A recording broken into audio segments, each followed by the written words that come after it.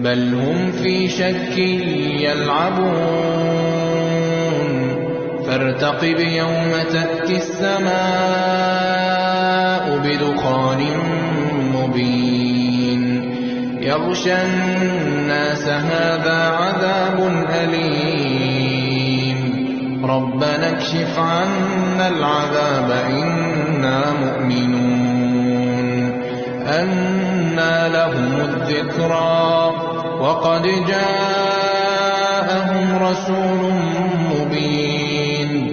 ثم تولوا عنه وقالوا معلم